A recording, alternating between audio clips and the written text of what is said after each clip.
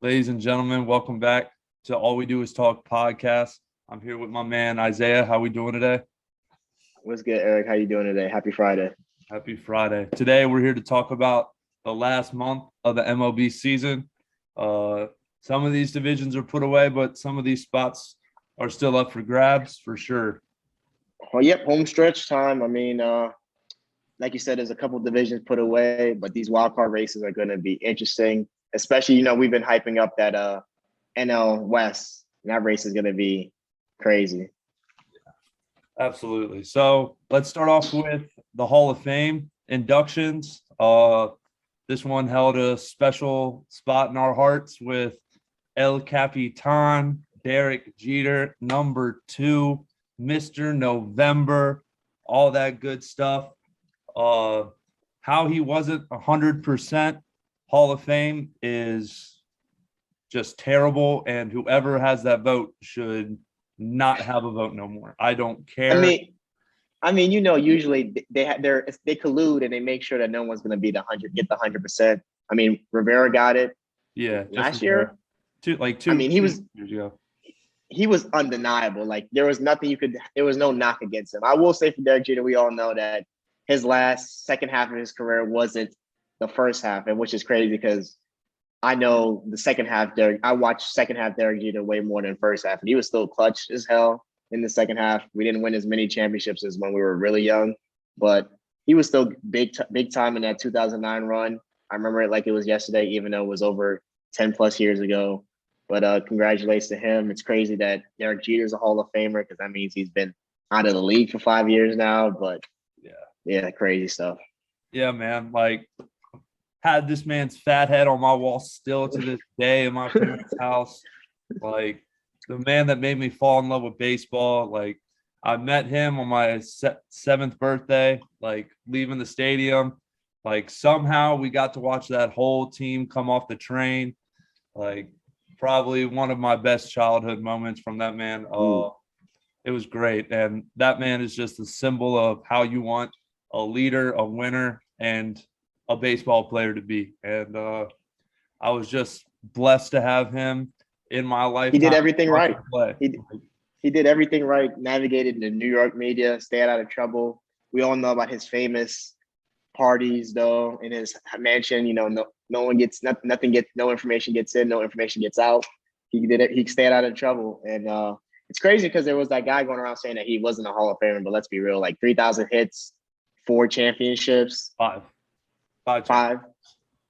Captain of the greatest franchise in the sports history. No brainer. Like there was a guy going around saying that he shouldn't even been in. And I was like, his second half wasn't amazing, but his first half and his playoff success is undeniable. I would even say he had 2 Hall of Fame careers. If you split them right down the middle, he's had 2 Hall of Fame careers in one. But all right, we're not going to call him Tom Brady now. Like Tom Brady, he's got 2 Hall of Fame careers. Kobe Bryant, he's got 2 Hall of Fame careers. That's like, oh yeah, I was the guy for 20 years. He was the guy for a strong 10 to 15. That last 4 was like if you probably split it in like 04. So like you get all those, you even put the bad 3-0 collapse in there into the first half, like 4 championships in that one. And then if you go on, still a championship in the second half, like still won divisions. Granted, his teams weren't as loaded as they were in the 90s because those teams were just unfair. Just in my opinion, the greatest shortstop to ever have lived. There are arguments for others, but I will shut that. Definitely the greatest of our generation. Oh, absolutely.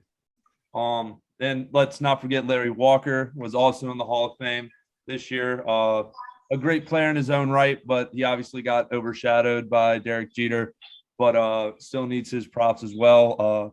Canadian born, so I know all the Canadians out there are waving their Maple Leaf flags high. He deserves to be mentioned as well. Was it just those 2? There were a couple like other like older guys. I think there was one that already the committee vote of guys that just like they timed out years ago and they like sucker in 2 or 3 people every year. I know what part you're talking about. But here's the biggest question. Next year is the last chance for Barry Bonds and Roger Clemens. Do they let him in finally? No, they'll be petty. I think that those will be same with Pete Rose. They're gonna wait till those dudes are dead and then put them in. I guarantee you when Pete Rose passes away, they're gonna be like, all right, let's put him in the Hall because his player career is undeniable. He's the worst. He's the worst that he's not in.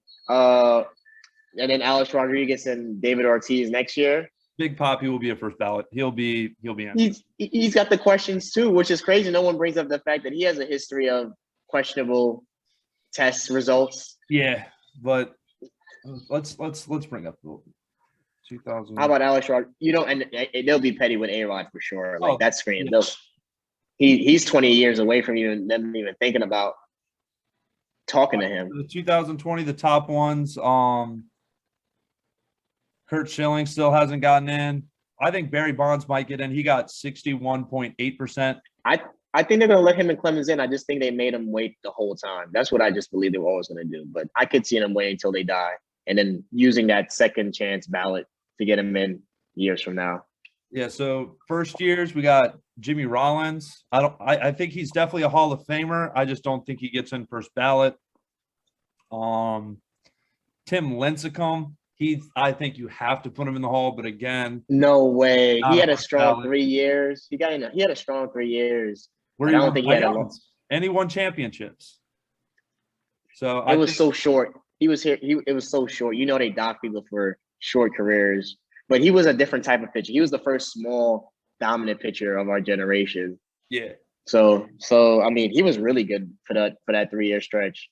But I think it's clear that Madison Bumgarner has a better chance than Tim Lincecum, which is crazy another one is Prince Fielder is on the ballot next year. I think he's definitely borderline. Does he have a championship? No, I don't think he does. He was on the Rangers team? Yeah, he was on those Rangers teams that kept going to the World Series. He was on the Brewers for a while when they were good. Just his neck problem shorted his career. Took off probably the last 3 years of his career. But AJ Pierzynski, no. Ryan Howard, possibly. Yeah, definitely. Has a championship, was dominant for a strong 5 to 7 year period on a great organization that has lots of pull and clout. I'll go yes for Ryan Howard, but not first ballot, probably. Probably not first ballot. Let's see who else we got. Jonathan Papelbon, I think, is a Hall of Famer. Championships with the Red Sox. Red Sox. Was he also? Where was he before the Red Sox? Is the question. Or after? Where else did he play? He started with the Red Sox. He went to the Phillies. I think that's it. Ryan Bogason, no. Kobe Lewis, hell no. Billy Butler. No, I'm thinking of a different person. No. Omar Afonso, no. Angel Pagan, no. Joe Nathan. What's his stats looking like? 266 hitters against, 23.6 career WAR. No, I don't see him getting in. No. Carl Crawford, the speedster from Tampa Bay. I don't think so. What is his? Was he not on Boston's championship teams too? I think he was. On a couple. He was good in Tampa Bay. He was good in Tampa Bay, but then he got paid in Boston and fell off. What's his stats looking like? Career 290, 136 home runs, 1931 hits.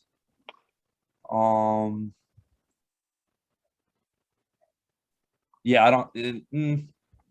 It's close. That's close. That's 480 stolen bases. That's close. I remember him being dominant, so I could say I'll go yes for him, but not. He might have to wait 4 or 5 years. He's definitely have to wait. Another one, Mark Teixeira. Yes. Yeah, I think probably not next year, but I think definitely. He was good on the Texans. I mean Rangers. Why did I say the Texans? The Rangers. Championship with the Yankees. Yeah, I remember him for but I was like before he got to the Yankees, he was still an elite player. He probably was better before he got to the Yankees. His defense was his really defense good too. Was impeccable. He was probably the best first baseman defensively in his era.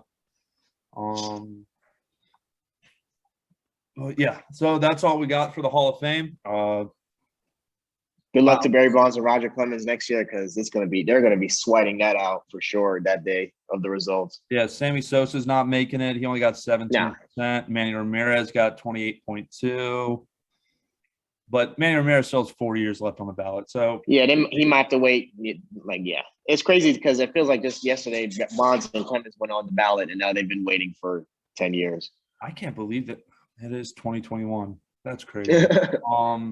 All right, so let's move on to these divisions. Let's start with the American League. Let's start in the East. Tampa Bay is just running away with this thing, and it's crazy to think at the All-Star break that Boston was like seven games ahead, and the Rays have just spanked. What's sad is that the Yankees were on the run, and then in the past week they just had the last week they've had a terrible series. That getting swept by Toronto, who I was always scared of coming back, but they got healthy. Vlad Guerrero's looked like a monster. I hope they could keep fighting them off, but that's gonna be tough, especially since they've lost to them. So I don't even know if they're better than them now for sure, head to head. I mean, yeah, Toronto's on a run. They've won 8 in a row. They're 9-1 in their last 10. Meanwhile, the Yankees are 2-8 and on a 6-game losing streak in their last 10. It's pretty much the offensive woes for the Yankees. They only had starting Sunday. They only had one extra base hit since, which is just not what you want at all. With all the big hitters they have, Joey Gallo is really struggling, but but Toronto. Stan and Judge have been had really good years this year, and they've stayed relatively healthy somehow. But Toronto is on a hot streak. Boston's now a game up on the Yankees for the first wild card. And Toronto is half game behind the Yankees, so that's pretty much tied. I'm sure both wildcard teams will come from that division. Like the same will be said for the same as my opinion for the NL side when we get to that part of the bracket. You still have Oakland and Seattle are 2 games behind the Yankees, so they're definitely not out of it. Oakland has just been their second half has been brutal. They were secured into the first wild card spot at the All-Star break, and they've just been on a death march since. But yeah, so let's keep on going. AL Central, the White Sox have had this wrapped up for months now. The injury bug has hit them a little bit with Lance Lynn and Rodon, Tim Anderson. It's going to be tricky for them to get healthy and then get on the right track before the postseason. They've been ahead of that division all year, and all year I still haven't considered them a World Series contender. But prove me wrong. Chicago. They're too young. They're a year away, but they've been really good, and they play on a terrible division, so their record might be a little gassed up. Yeah, even though Kansas City played a little tough this year. They weren't great, but they played tough early to start. Yeah, for sure. They're just in a putrid division. Like Cleveland is 10 games back, and they're 69-69.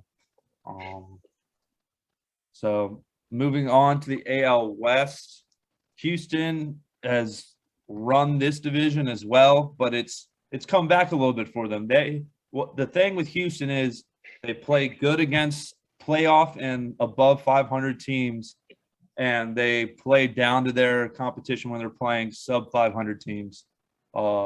It's quite interesting. I don't understand how they do the same thing as the Yankees. They gear up for the big games, and then they gear down for when they're playing Texas, Baltimore. Like they just expect to win those games, or even I don't know what they're doing. But when it comes playoff times, I know the Astros will be ready to go. Carlos Correa's last year there, he is not. I'm telling you right now, he is not re-signing with them. The articles I've read, they've been lowballing the shit out of him. I don't know who would want him. I don't know who's looking for a shortstop. I don't know. Someone's going to throw the bag at him. There's the shortstop class coming up this offseason with Story, with Correa, with Seager. It's going to be interesting what teams. Baez. Yeah, it's going to be interesting what teams throw the bag at them. But yeah, I mean, it's it's not locked up, but they're going to be safely in there. But the Mariners are having a great year. I think they're exceeding expectations for sure. They're a young team that they're a year or two away from truly competing. And yeah, so moving on to the NL East. This is probably like the NFC East in football, where all of these teams are. This is pretty much the right to lose for the Brewers, I believe. Actually, no, the wild card. So this is to face the, let's see, records. Yeah, to face the Brewers. So we got Atlanta up 3.5 games to Philly, and the It's Mets. crazy the run they've gone on. Like they were the worst team to make a run, and if they win it, that'd be a blessing for the Brewers because I don't think Milwaukee's worried about any of these teams. Excuse me, but the Phillies, it's been interesting. They're 5-5 in their last 10. I think they could get it done. It's just incredible how Atlanta losing Acuna, not having Ian Anderson or Shakira for most of the season. It's incredible how their next man up mentality. The trade for Jock Peterson showed their clubhouse that, hey, let's push for this. Let's go. We still believe in you. And they responded in great ways. The Mets, I mean, they've gone through an easy chunk of their schedule. I think they were playing the Marlins and the Nationals like back-to-back series before this Yankees series coming up this weekend. But and they only went 6-4 in those games, and they needed to go 9-1, 11-1, something like that to like truly get them back in this with the Phillies playing 500 ball and the Braves playing sub 500 ball in the last 10. And hopefully the Yankees can turn around against the Mets, but at this rate, the Mets are going to sweep them. Moving on to the NL Central, the Brewers have run away with this division, but Cincinnati, I believe, is in the thick of it for the wild card. Yeah, they're only a game behind the Padres.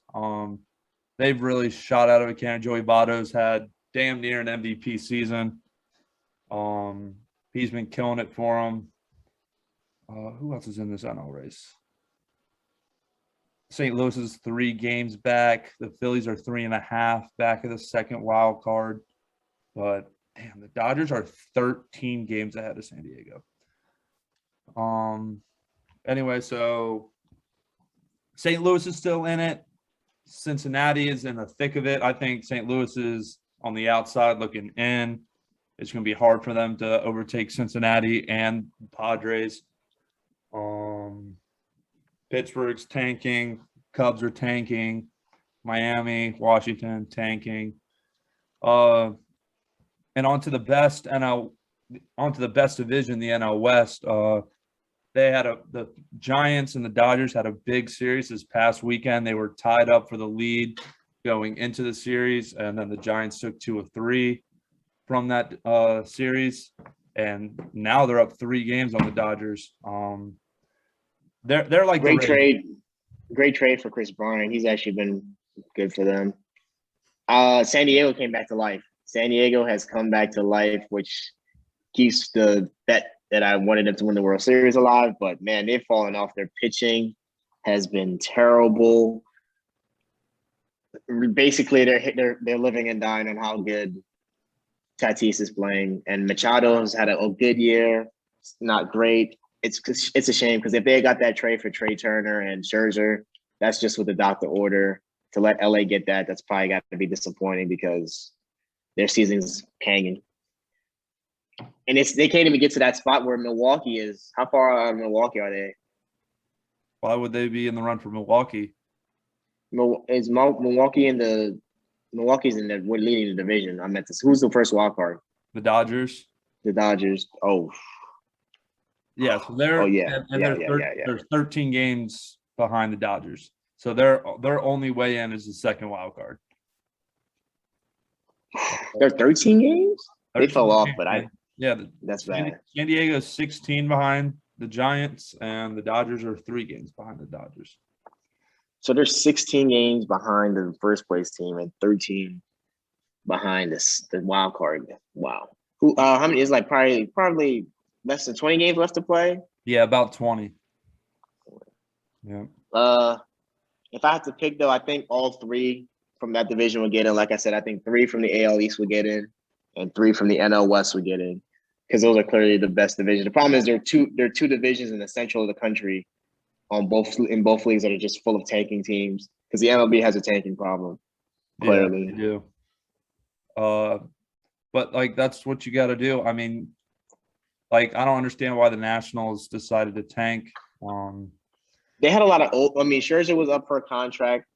So was, I don't know why they traded away Trey Turner. I thought that'd be a piece you keep with Juan Soto, but I guess I think not. that's the only way they could get value in actual prospects from the Dodgers. I think because he has years of control. I think he has like 3 years left in control. I mean, yeah. Well, yeah, man. Let's run through. I don't know if we're gonna do a episode before the playoffs, but like, who you got? Oh, definitely we will. Definitely. Because we got time. Yeah, we got time.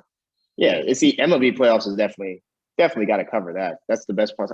I wait 162 games for that for October. Thanks. And I think baseball is a better postseason than the NBA, but that's well. I mean, no. Everybody has. I think this 4-game series for every round in NBA drag it along. Now it's really good in the second and on the last 2 rounds, because those are like the cream of the crop teams, at least hopefully. But baseball is really good all through. Now no one's touching NFL playoffs though. NFL playoffs. No, because that's a game 7 every round. Yeah, and no one's touching that one. But yeah, they're pretty exciting playoffs for sure. Especially if all 3 AL East teams get in and all 3 NL West teams, those are really exciting teams. So like that would be good for ratings for sure. It's 3 teams from California. Yeah, I mean, Boston and a New York team. You get Boston and the Yankees playing in a winner take all game where you have Chris Sale and Garrett Cole on the mound. That's going to have huge ratings. No matter what, it don't matter. But we could make our final predictions for who will make it though. So I guess like everything's in chalk really. So we're really just picking the wild cards, and I've already told you how I feel about the wild cards there, because there's no other. Oh, and the NL East. In the NL East, I mean, I'm gonna go with the Mets. I'm gonna go with the Mets. You going with the Mets? How many games back are they? 5. I said if they were within 6, they could come back and win it. I'm gonna go with the Mets. I'm gonna stick with the Braves, man. I think they're gonna keep it going. I know in our last pod I picked the Phillies, but they've been struggling, man. Bryce Harper cooled off a little bit. I don't know how the Braves did it, but they did the damn thing. And I watched them play. I was at lunch watching them play the Nationals on a rerun a couple days ago, and they were trash. They had like 3 straight errors. Yeah, they've been struggling in the past. They're 4-6 in their last 10. Yeah. So, where were we going? I think for the A, I don't think the Yankees are making it anymore, man. I think Toronto is going to take one of these spots. Whether it's Boston's or Yankees, I don't know, but they just seem to be on a hot streak. That I told you, if they got healthy, they have a talented team, and they probably have the AL MVP. Yeah, they probably. No, I got into a debate with someone on Twitter on this today. That Shohei Ohtani, I don't care if Vlad. Okay, he's taking his team to the playoffs. If he wins the Triple Crown, maybe. But if Shohei still has the most bombs in the MLB, it's getting closer. It's close. It's gonna be a close race. I think it's 1. I think he's beating him. I think it's 43-42 right now. And Vlad's on a winning team, and like he's the leading catalyst on a winning team in a tough division. Like recently, what I've been seeing from Vlad Guerrero, I think he's getting close to Shohei. Like Shohei could do a lot of stuff. He could pitch. I know he's a 2-way player, but his team, he's not carrying his team, even though his team is. I don't know if his team's that much worse either. That's the other thing I'll say. But Mike Trout didn't come back in the end, which probably hurt how good that team could have been. They probably could have made a run if Mike Trout came back, but Vlad has been The Angels He's are been amazing. 8.5 games behind Toronto. Yeah. So if Mike Trout had probably came back 2 months ago and didn't get hurt, they probably would be like within 3 to 5 games and have a chance. Yeah. But yeah, he's close. He's close. Let's see how these last 20 games go. Because it'd be a shame for Shohei to have such a great season and not win the MVP. But Vlad's team, like I was telling you the whole time, like this team was scary if they got healthy and got going. Because I mean, and then they lost. What's his name that they signed this offseason? Anthony Springer. Oh, also about the Blue Jays, Springer. Yeah, George Springer.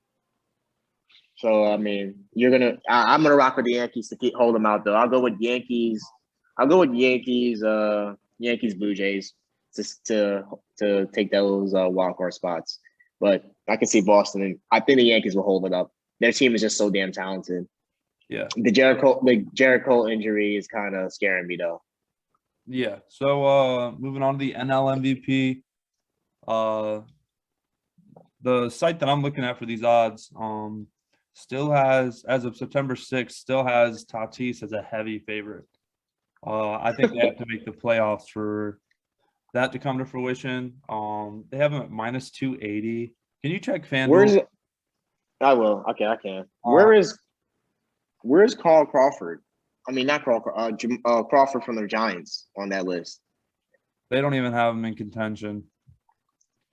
So this site has Tatis, Max Muncy, Freddie Freeman, and Bryce Harper on the list. Bryce Harper has had a great year, but hold on, let me see top. That's not a really good list of MVP. It's not. The NL has been kind of down this year, like excitement wise and player wise. Yeah, I mean, but I'm surprised Joey Votto is not on this list. He's in the top 8, I guess. This has Tatis, Harper, Freeman, Muncy, Trey Turner, Juan Soto, Austin Riley, and Joey Votto. Yeah. I'll pick somebody. I'll go with Tatis. Yeah, he the injuries are the only reason he didn't run away with it, clearly. Yeah. And I'll go Joey Votto as my 2, though. I would take Joey Votto's had a great year, even this late into his career. Yeah.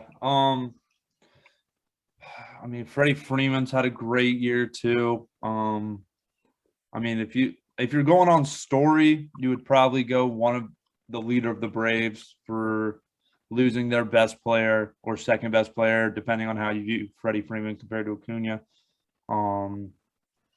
Max Muncy, I mean, he's a dark horse. I mean, I'm surprised he's the Dodger. That's the MVP race. But Mookie, they got Trey Turner too. Yeah, Mookie's been hurt. Bellinger's had a down year. Seager. Yeah, Seager's been hurt. But yeah, I'd probably go Tatis as my 1, and then Bryce Harper is my 2, probably.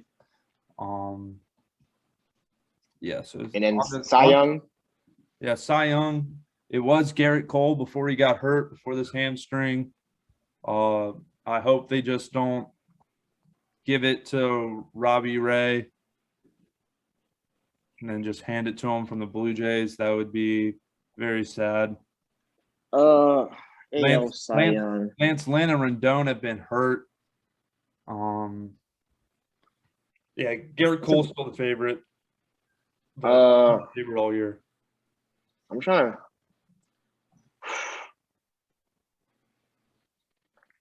Where's Morton Jr. on that list? Yeah, not on here. Not on here? No, Garrett Cole, Robbie Ray, Lance Lynn, Carlos Rendon, and Shohei are pretty much your options. So I'll cop out and say, since I believe Vlad Guerrero is going to win the MVP, I'm going to give Shohei Ohtani the Cy Young. So he could knock off one box, because the writers collude. He'll knock off getting the Cy Young, and then he could always get the MVP later on in his career. And at least he'll get that out the way because I don't know how much dominant his pitching is going to be into the future. So now that Garrett Cole's hurt and he's kind of been in the leader house, but I've watched him a lot and there's been some outings where he's just got completely wrecked. Yeah, I agree. This has not been a great year for stats wise. Like team success, lots of random team success from like teams like the Rays and the Giants win like playing athletic ball and just good management. But nobody's winning because they're getting carried. So I'm going to take Shohei to get an award just because if he's not going to be the MVP, he deserves to still get an award and some recognition. It's a cop-out, but yeah. Yeah, I mean, I think Garrett Cole, depending on how many starts he misses with his hamstring, if he misses more than 2, I think he's out. And I think they'll give it to Robbie Ray if all goes bad for Garrett Cole. It's surprising Garrett Cole has never won a Cy Young. So I think they're going to try to give it to him because they gave it to Verlander that year that he should have won it. Yeah. So yeah. I mean, he's too great of a pitcher not to have a Cy Young. That'll be a disservice to like his legacy if he goes his whole career without a Cy Young. But it'd be so weird to get this would be a weird season to collect one. Yeah. So you get it when you get it. Yeah. NL Cy Young. It's either Walker Buehler or Corbin Burns. Those are really the only 2 options. Buehler. Yeah. I mean, I'll go with Corbin Burns. Be different than you because I mean, if they could give it to like a Cy Young to a whole staff, this would be the freaking year with Burns and Woodruff both just having dominant years for one team. Zach Wheeler he was a favorite for a while, but he fell off. He can thank Joe Girardi for that because he kept him in too long and then he got his doors blown off. But yeah, I'm going to go with Corbin Burns. I think he's had a great year and expectations of the team. So the Dodgers were expected to run away with the NL West, and the Brewers probably were the favorite. And I mean, but they're in a better division, I think. Hold on, let me pull this up. I mean, I definitely think because at the beginning of the year, you had the Cubs still going for it. You had St. Louis going for it with picking up Arenado, and the Cincinnati has been going for it the past few off seasons. So like there were definitely teams that were going to win, trying to win this division, everyone except Pittsburgh. And for them to be 12 games up, obviously the Cubs sold at the deadline, so they were out, but you still had 2 teams going for it, and they were still able to blow the doors off with their dominant pitching. Other than Christian Yelich, Woodruff, and Burns, not many people could name someone on the Brewers. So I'm going to go with Corbin Burns. Yeah. Oh, that's fine. I mean, it adds drama to it. It's not a great award year. Like it's a weird year where lots of team success because of team play, not because of we've got this player who's just carried us, which is good for the league, but hard because somebody's going to win a bunch. This is going to be a year where you look back like that guy won a Cy Young or an MVP. How? Because like look at the guys who are leading in the NL for the MVP odds. They might not even make the playoffs. So Facts. Yeah, it's weird. All right, though, buddy. Take it easy. Enjoy your football this weekend. Yes, sir. You too.